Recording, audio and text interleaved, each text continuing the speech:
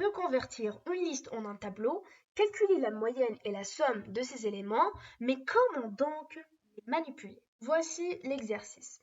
Supposons que tu ailles un fichier CSV contenant de données météorologiques pour une ville sur une période d'un an. Les données comprennent les informations suivantes pour chaque jour. Température maximale quotidienne, température minimale quotidienne évidemment en degrés Celsius et précipitation quotidienne en millimètres, tout ce qui est eau, tout ce qui est pluie, etc. Ton objectif est de réaliser les tâches suivantes à l'aide de NumPy. Charger les données à partir du fichier CSV dans un tableau NumPy.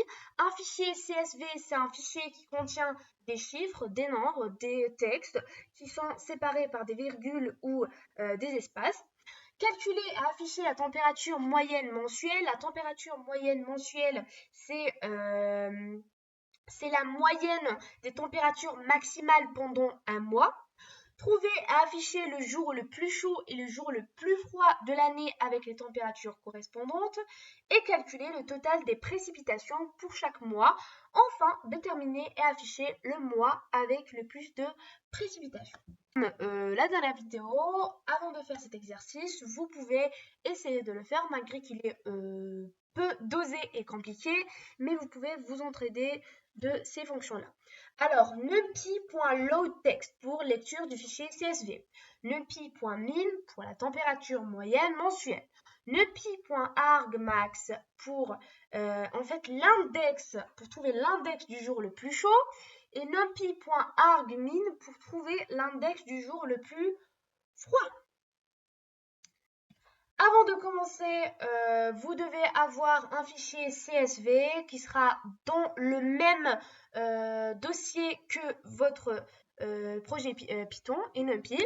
Du coup, la première chose qu'on va faire un import de NumPy as inp comme chaque fois. Et puis, on va faire quoi? On va load le texte. Du coup, on va déjà faire data, une variable data qui va stocker celle-ci. Du coup, on va faire mp.load_text et load.txt, bien texte, c'est pas grave. Alors, load.txt, du coup, mon fichier, il s'appelle normalement météo.csv.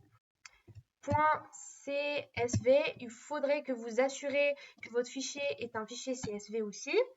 Alors, on va faire quoi? On va faire délimiter égale. Donc, qu'est-ce que je fais? En fait, je suis en train de délimiter les informations qui sont présentes dans mon fichier météo.csv avec des virgules, c'est obligatoire. Et aussi, on fait le dtype du fichier qui est égal à str. On va faire qu'il est de type str. Évidemment, chaque fichier CSV est de type str. On va le convertir en str. Si on fait un print de mon fichier data, et voilà, j'ai le résultat. Du coup, voici ce que mon fichier contient. Il contient des dates, il contient la... Attends, je vous montre un petit peu. Alors, voici mon fichier du coup. Il contient des dates, il contient la température maximale, minimale et il contient aussi les précipitations. Voilà. Alors, comment organiser nos données? Alors, on va faire déjà, mon fichier contient des dates. Du coup, date égale à data. On va faire data. Pardon. Et on va faire des parenthèses. On va faire toutes les lignes de la première colonne. Ensuite, nous avons quoi? Nous avons max température. Le maximum de température, c'est toujours dans le fichier data et c'est toujours toutes les lignes. Pardon, il y a une confusion. C'est la première colonne, c'est l'indice 0. La deuxième colonne, c'est l'indice 1 et ainsi de suite.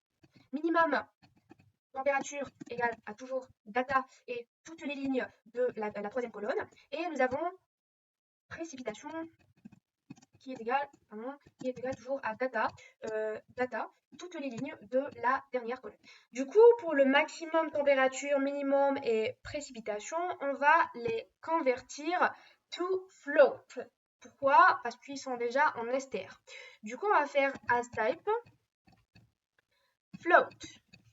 Alors, une fois que nos données sont bien organisées, on va calculer la moyenne mensuelle. Mais avant de calculer la moyenne mensuelle, nous avons ici par exemple le mois, la journée et l'année. Mais par contre, nous avons besoin juste du mois, puisque c'est la température, la moyenne de la température mensuelle. On va créer un tableau, déjà dans une variable month, on va créer un tableau, on crée un tableau avec array, et ce tableau, et puisque ces valeurs-là, elles sont en int, du coup on va les, en str, du coup on va les convertir en int d'abord, et puis on va faire en sorte de prendre le mois seulement.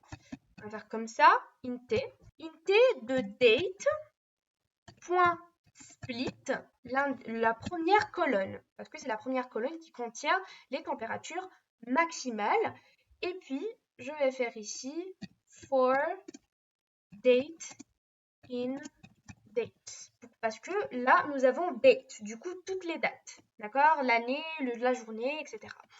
Mais ici, nous avons besoin du mois. Du coup, on crée un tableau et on convertit tout ce qui est toutes les dates en int. Et puis, on retient date alors que date est un élément de date, c'est-à-dire chaque élément de date qui est année, journée et mois. Voilà, qui sont séparés par des tirets, parce que je les ai séparés par des tirets. Et on prend le deuxième indice, qui est le mois, évidemment. Le deuxième indice, qui est le mois. 0, 1 et 2. Du coup, une fois que nous avons retenu le month, maintenant, on va calculer la moyenne. On va faire une boucle for month in mp.unique month. C'est unique. Alors, du coup, on va charger chaque mois de ce tableau-là, mais chaque mois qui soit tout seul et qui se représente tout seul et unique, d'une façon unique. On va télécharger température maximale. On va faire maximum température maximale in a month. On a oublié de faire quelque chose. D'abord, avant de commencer la boucle, on va faire une petite liste. Une liste qui va contenir la moyenne des températures. Initialiser une liste pour ajouter à la fin la moyenne de la température du mois ou mensuel ici. Max température quand month égale à month. Toutes les lignes de la deuxième colonne qui contiennent les températures maximales. Du coup, on va faire les températures maximales de tous les mois, c'est-à-dire month égale à month pour travailler la boucle. Ensuite, après avoir fait cela, on va calculer la moyenne. Du coup, on va l'appeler directement min égale min de quoi? De maximum de temps in a month. Ajouter cette moyenne dans notre liste, la température mensuelle, point, comment on ajoute? On ajoute avec append la moyenne. Si on fait un print, alors voici dans le résultat, nous avons 25.0 qui veut dire 25 puisque on l'a initialisé à un float. On va identifier le jour le plus chaud et le jour le plus froid. On va faire en anglais, le jour le plus chaud, c'est hottest day. On va d'abord avoir son index, du coup parce que nous avons besoin de l'index du hottest day, parce que nous avons un fichier qui est CSV, du coup je sais pas son index, tu vois, de l'index du jour. .arg max. Donc on va recevoir l'indice de l'élément qui est le plus grand dans cette colonne. Et on va faire la même chose pour coldest day index égale à un p. Par contre, on va faire arg, on va faire le contraire, arg minimum. On va faire minimum. On doit afficher la vraie date. On va faire une variable hottest day et coldest day. On va faire à date parce qu'on est ici hottest day. On va faire la même chose. On va faire date et on va faire coldest day. On sait que les dates, elles sont présentes dans la colonne dates. Et puis, ces indices-là reflètent à des dates. Un print le jour le plus froid. Et on affiche pour this day. Et après, on fait un petit peu le mixte entre le français et l'anglais, mais c'est pas grave. Le jour le plus chaud est. Alors, hottest day. Alors, et voilà, il nous affiche le jour le plus froid est le 3 du 1 2024 et le jour le plus chaud est le 2 du 1 2024. Alors, maintenant, on va calculer le total des précipitations mensuelles avant de déterminer le mois avec le plus de précipitations. Même chose comme on a compté la température, la moyenne de la température mensuelle, une autre technique, précipitation month et P.somme, c'est-à-dire on va faire la somme parce que c'est le total notamment, la somme des précipitations. Les précipitations months égale à month, mais il faut citer for month in month. Au lieu de faire une variable, on va stocker une chaîne de caractères, on va faire un append, etc. Il vaut mieux faire ce genre de syntaxe. C'est-à-dire nous avons 1,7 pour chaque mois qui est précipitation du mois. On va déterminer le mois avec le plus de précipitations. Ou pardon, rainiest month, on est en train de faire rainiest month np.argmax. Une fois que nous avons reçu l'index du rainiest day, on va le convertir cette fois-ci en months. Month, rainiest month index. Pourquoi on a fait months? Du coup, si on revient un petit peu ici, nous avons months ici qui contient tous les mois. Ce que nous avons besoin, c'est le mois qui a le plus de précipitations. Nous cherchons dans mois. Si on fait un petit print,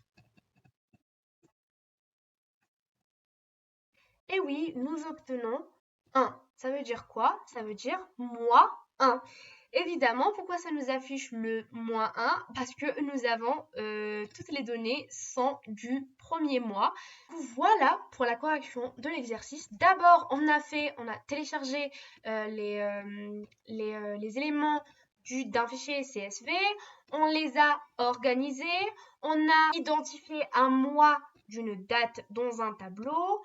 On a compté la température maximale de chaque mois.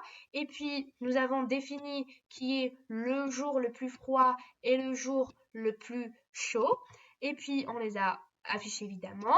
Et à la fin, on a fait la précipitation de chaque mois. Nous avons vu mp.somme que nous avons vu la dernière fois, mp.argmax, .argmin et min que nous avons vu la dernière fois, mais aussi mp.unique. Et nous avons fait la même chose avec rainiest month. C'est tout pour cette vidéo. J'espère bien que ça vous a plu et que vous avez appris d'autres principes en NumPy. On se revoit dans la prochaine vidéo. Merci beaucoup, à la prochaine fois.